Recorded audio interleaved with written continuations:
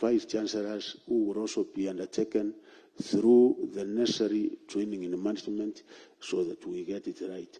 With that, Chairperson, if you give me permission, I will request that probably we very briefly on the paradigm shift, if you are asked, particularly what is it that is going to change as far as placement of students in public vis-a-vis private universities going forward? What is it that is going to change? And also, in the funding, what is it that is going to change going forward? And also, legal framework, what is it once we get the amendment? Because if we don't so do with the support of Parliament, you know, Kenyans are now very much aware of their rights.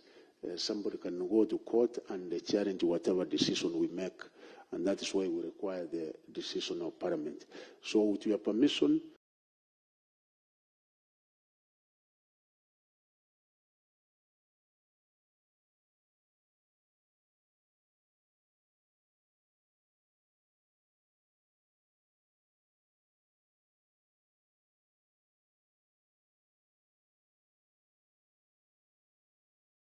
with you yesterday, you are here today, we thank you. We also want to thank some, underline some, of your CEOs and some of your officers who have been very committed to matters of Parliament, but of course, some have been casual and not very committed. We'll give you a report later on in due course. So thank you so much. We are determined as Parliament to ensure that our universities don't die, and they will not.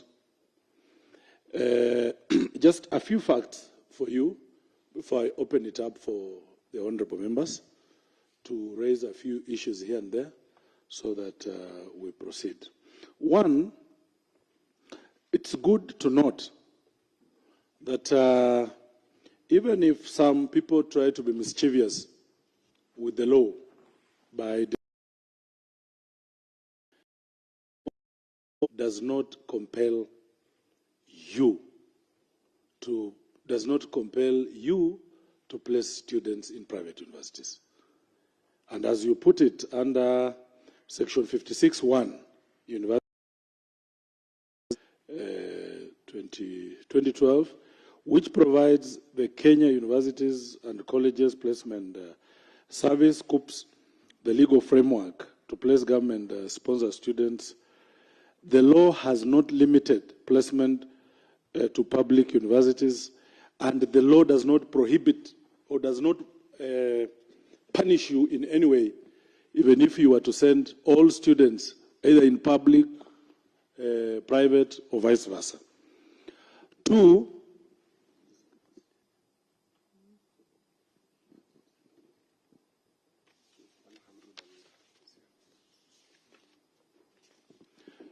the capacity of public universities, Waziri, is almost 200,000. The figures we have from your officers, the students that merit C+ and above, are how many, Madam CEO? 173. So clearly, public universities can absorb all the students, and they will even have to look across our borders to get more students to fill their capacities. So therefore, there is no explanation whatsoever as to why we should have any of these students placed in private universities. And also the logic is very simple, Bwana Waziri. Fees in private universities is different. The learning environment is different. The expectations from the school, expectations of students, of parents are different. And therefore, unexplainable as to why we should continue taking public students to private universities. I think, I hope you have a pen and paper. We want to open up to members. You get their views and you respond as we move. But as we proceed, I also want to bring it to your attention that your officers gave a commitment that in this year's placements, no student will be placed in private universities unless by personal wishes.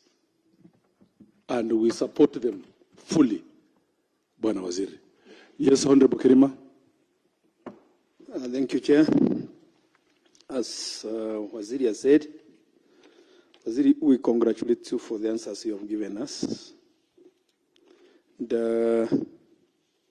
Mine is just a clarification from your team when we talk of the word public.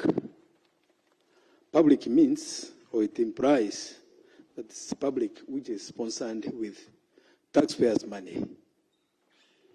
And when we talk of private, in Kenya, we very well know that there is even a private primary schools, which we call academies, as well as private secondary schools.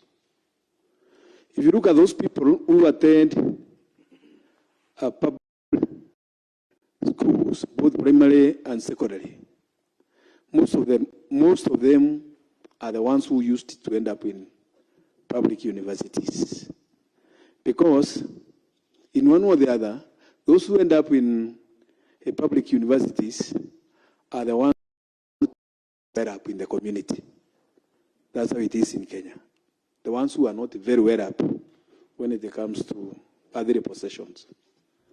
And those who are used to private secondary and primary schools, they used to end up in private universities like Kwea, Kemu, Mount Kenya, and many others. What is this? Which came up with this Act of 2012? That somebody somewhere interfered with the system to make sure that destabilize our public universities so that they can die and leave the private universities to flourish. Because it's in black and white. It's an implied law. It's an implied law, not really expressed. And even if you look at the Act as it is, somebody was hiding under the Act to make sure that he plug government money to private universities. What is this interest? Since you came in as a minister, and these other officers you have you tried to discover why it was done so?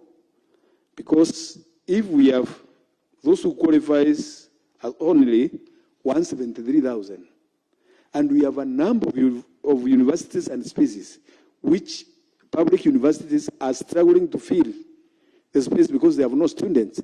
For you descended you people to take students to public universities, to private universities, and to killing our universities, which the public has invested so much. That is one. Secondly, you are so much aware of Article 27 of the Constitution, sub-Article 4, which talk of discrimination, not direct or indirect, either both in sex, religion, or so on. And when I look at your section 11, or number 11, paragraph 11 of your answers, there is a place where you say, therefore, in the same placement cycle, the minimum entry point was further lowered to 58 points B- from boys and 56 points B- from girls. And until going against the same constitution which you have sworn to defend, that you are discriminating against boys and girls, yet the constitution says that you will not discriminate at any level.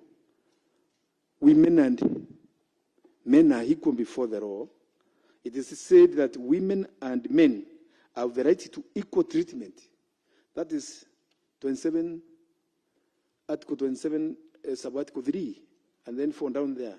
Women and men have the right to equal treatment, including the right to equal opportunities in political, economic, cultural, and social spheres.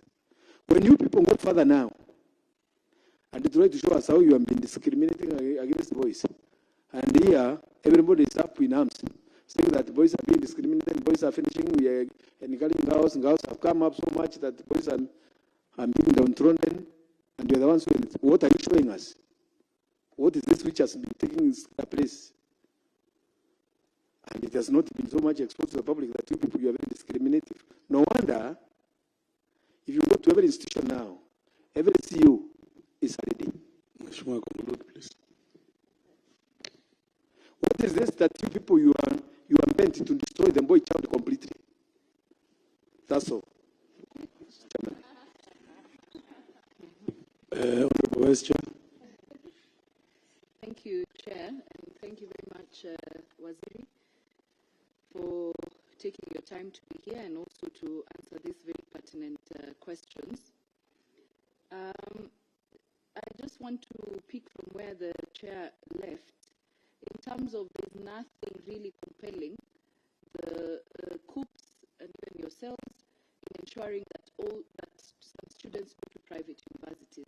I mean, it could just be a policy of government that if there's capacity in our public universities, then we give priority to public universities. And right now they have said, we have listened to very many vice chancellors, and many of them are saying they are actually working under their full capacity.